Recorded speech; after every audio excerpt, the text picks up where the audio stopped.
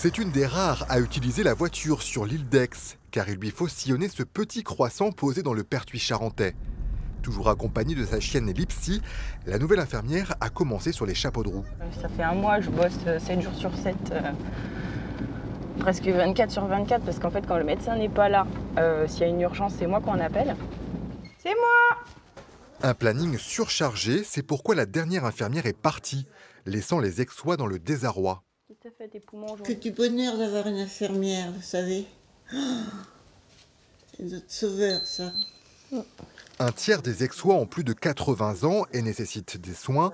Pour les plus dépendants, la présence d'une infirmière est capitale. Sans elle, il faudrait songer à quitter l'île. Sur le continent, je ne peux pas vivre. C'est pas possible, je serais morte si j'étais restée. J'ai l'île dans le sang, quoi, c'est tout. C'est ma vie. Coucou!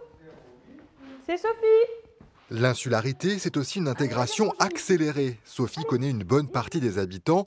Le tutoiement est de rigueur. Une figure quotidienne et rassurante pour Jacques. Il la voit matin, midi et soir pour les soins de sa femme. Avant, c'était plutôt la galère, en ce sens que sans infirmière, il fallait se substituer à elle, ce qui n'était pas facile.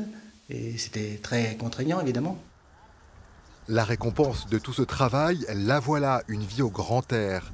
Sophie a quitté Dijon et son centre hospitalier pour être plus proche de ses patients et aussi de la nature. Moi, je suis un petit peu plus loin dans la forêt.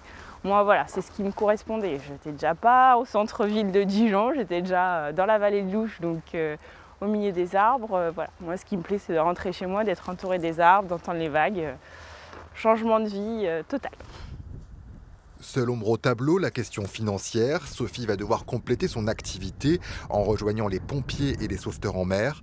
Le médecin de l'île est également en pourparlers avec l'Agence régionale de santé afin de pérenniser un poste essentiel au bien-être des Aixois.